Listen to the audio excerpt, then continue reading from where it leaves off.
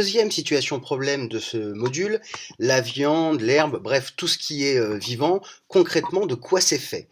On va chercher ici à mettre en évidence la composition de la matière des êtres vivants. Alors sur cette vidéo, vous allez voir une expérience de combustion de la matière vivante et de la matière non vivante. Donc on va tester tout d'abord de la matière animale, une escalope de dinde. On va prendre ces bouts de viande qu'on va mettre sur un bec électrique allumé pour obtenir une combustion. On voit que de la fumée est dégagée. On va commencer à analyser donc ces dégagements gazeux issus de la combustion. Si on met un verre de montre, on voit que l'eau va se condenser. Conclusion, il y avait bien de la vapeur d'eau qui s'échappait de la combustion. Et si on met un Erlenmeyer pour récupérer les gaz toujours issus de cette combustion, voilà, ce gaz ainsi récupéré va être testé avec de l'eau de chaux. Eau de chaux qu'on a vu lors du premier module sur la respiration. Je vous rappelle que c'est un réactif qui permet de mettre en évidence la présence de dioxyde de carbone. Voilà, vous voyez que l'eau de chaux se trouble en présence du dioxyde de carbone alors qu'elle reste limpide en son absence. Et là, sur cette expérience, on voit bien que le dispositif teste, l'eau de chaux est trouble, il y a bien dégagement de dioxyde de carbone. Voilà. À l'issue de la combustion, on obtient au final que des cendres, qui sont des éléments qui sont dépourvus de carbone et d'hydrogène. On va réaliser exactement le même protocole avec la salade. Donc, salade, on assure la combustion. On voit la condensation sur le verre de montre. On utilise l'Erlenmeyer pour récupérer le gaz, que l'on teste à l'eau de chaux.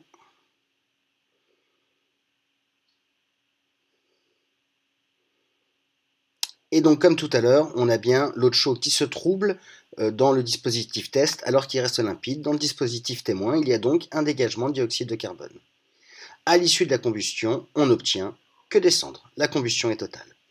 Enfin, dernière partie, et je vais vous demander de faire preuve d'esprit critique sur ce que vous allez voir dans le protocole. Normalement, on applique le même protocole que dans les deux expériences précédentes. Verre de montre, pas de dégagement, enfin pas de condensation, pas de vapeur d'eau. Ensuite, on va récupérer le gaz. Gaz que l'on va tester avec l'eau de chaux, qui ne se trouble pas et qui reste limpide. Donc même au bout de 10 minutes, aucune combustion sur le granit. Alors l'élément choquant, il est là. Pour les deux autres dispositifs expérimentaux, on a essayé de récupérer les gaz avec un Erlenmeyer, donc avec un orifice beaucoup plus important. Là, on pourrait tout à fait faire l'hypothèse que l'orifice est trop petit pour capter une quantité suffisante de gaz qui permettrait de troubler l'eau de chaux. Donc quand on veut pouvoir comparer les différents dispositifs, il est fondamental d'utiliser le même matériel. Là, clairement, il y a une erreur de rigueur scientifique. Donc, en conclusion, voilà les résultats sur la composition précise de la viande de dinde et de la salade. Donc, vous voyez que pour la salade séchée, on a 151 g de matière organique, 5 g de sels minéraux et 348 g d'eau.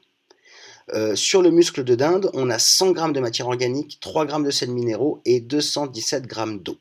Donc la matière, vous le savez, elle est constituée de molécules, et la matière organique est composée de molécules qu'on appelle organiques, qui sont riches en atomes de carbone et d'hydrogène. La matière minérale est composée de molécules minérales, telles que vont l'eau, les sels minéraux, les ions, sont des molécules minérales.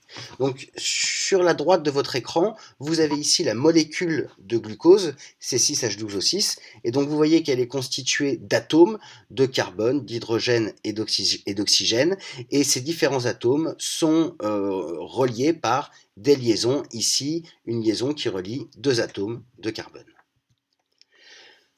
Donc, les végétaux vont croître, on peut se demander, est-ce que la croissance, ça correspond à une augmentation de la taille des cellules qui constituent ces êtres vivants, ou c'est l'augmentation du nombre de cellules qui va permettre la croissance? On va étudier des racines de jacinthe, donc là on est au début du développement de l'appareil racinaire.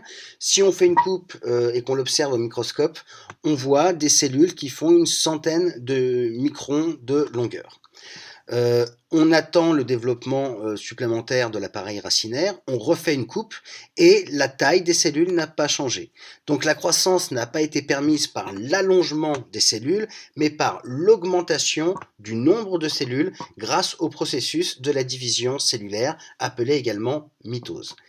Sur la grenouille, là encore, on a une grenouille jeune, la grenouille qui est adulte, et on fait la même analyse. On voit que chez la jeune grenouille, les cellules font 10 microns. Chez la grenouille de peau de l'adulte, on est toujours à 10 microns. Donc, même conclusion, la croissance ne se fait pas par un allongement des cellules, mais par une augmentation du nombre de cellules.